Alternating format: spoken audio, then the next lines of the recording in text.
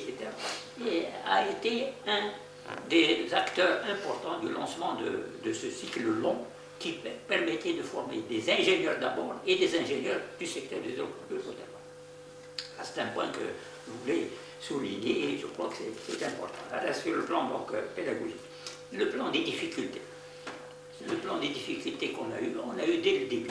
Dès le début, dès le lancement de l'IAP, il y avait deux opposants, si je puis dire.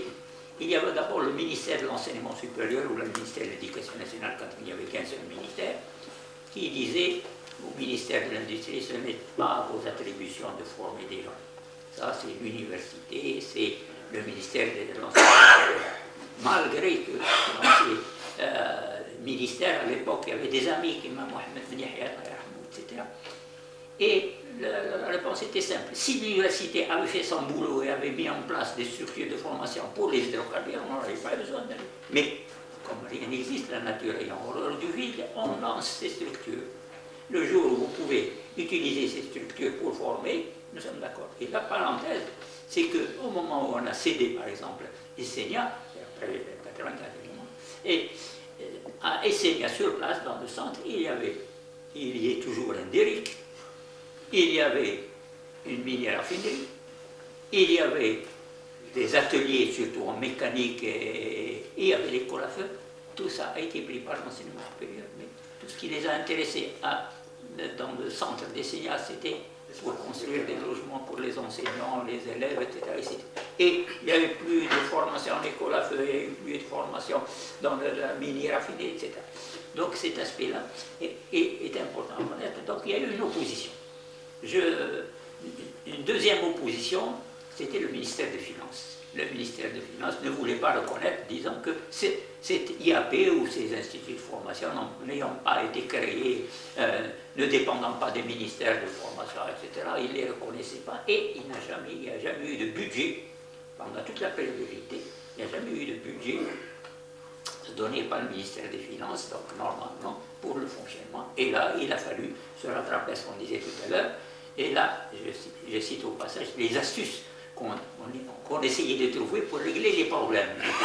Il a fallu trouver une formule, c'était que comme toutes les entreprises du secteur, les entreprises nationales, que ce soit à l'époque Sonatrach, Sonar, SNS, toutes les entreprises avaient une clause dans le truc, mais ils devaient consacrer une partie du budget pour la formation. Donc, ces parties du budget pour la formation étaient regroupées au niveau du ministère de l'industrie de l'énergie de l'époque et étaient répartis entre les différents établissements. Parce que vers la fin, il y avait 6 établissements différents de formation qui relevaient du ministère de l'industrie de l'énergie. 2 pour les hydrocarbures, l'INH et l'IAP, 2 pour l'industrie lourde, l'INGM et l'INELEC, et l'INI, l'industrie légère, et l'INPED, etc. Donc, c'était année par année, il y avait la répartition de ces sommes pour ça. Donc, ces deux problèmes ont toujours existé, et si on parle d'astuce, je parle aussi de...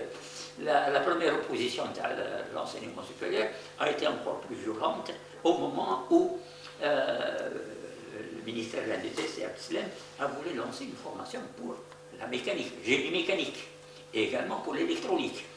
Et là, une opposition ferme et difficile, et l'astuce qui a été trouvée, Serpslem m'appelle et il me dit: nous avons besoin de former des ingénieurs pour la Sonacom, pour les voitures, etc. Et pour alors, créer 2 départements. On a créé un département génie mécanique, dont le responsable Boumahrat était celui qui était prévu pour l'institut qu'il avait existé, et un département électronique avec Benazdouz. Et ça a fonctionné pendant quelques temps comme département de l'IAP. Donc, l'enseignement supérieur ne pouvait plus rien dire s'il était au sein d'un département sous la responsabilité de l'IAP, mais avec les responsables. Et là aussi, au passage, pour l'électronique, il y a eu même un projet pour qu'on installe, là aussi toujours la même optique, on installe cet institut qui devait répondre aux besoins dans le domaine donc, donc électronique, etc. Et il devait être installé à Tlemcen, à côté des histoires de téléphone qui étaient à Belabès, à Tlemcen, etc.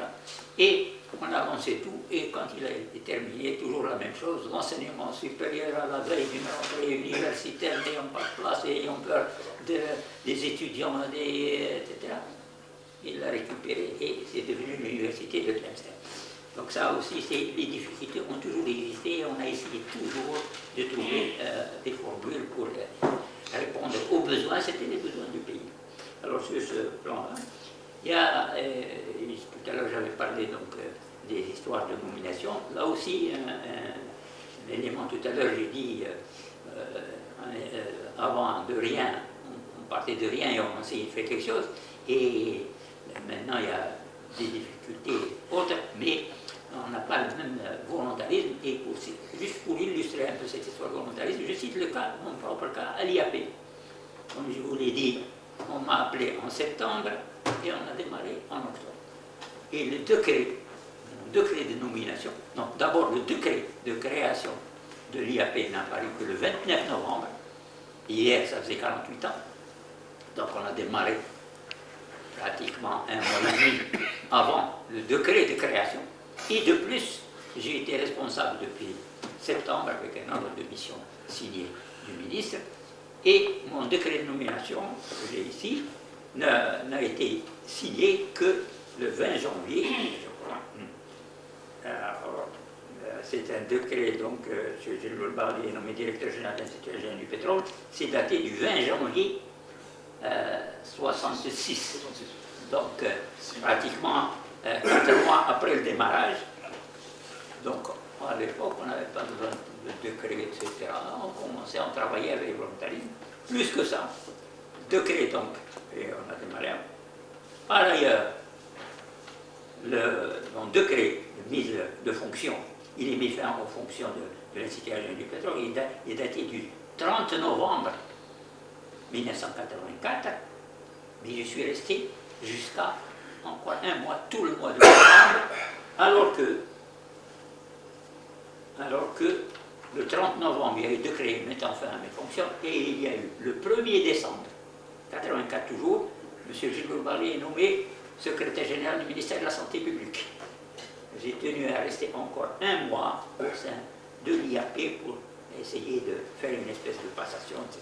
Donc là aussi, c'est un point important sur lequel j'avais insisté, c'est le volontarisme et qu'il fallait coûte que coûte avancer. Il y a un autre point important, je crois que, bon, d'abord sur le plan simplement de photo, il y a une photo historique, si l'on peut dire,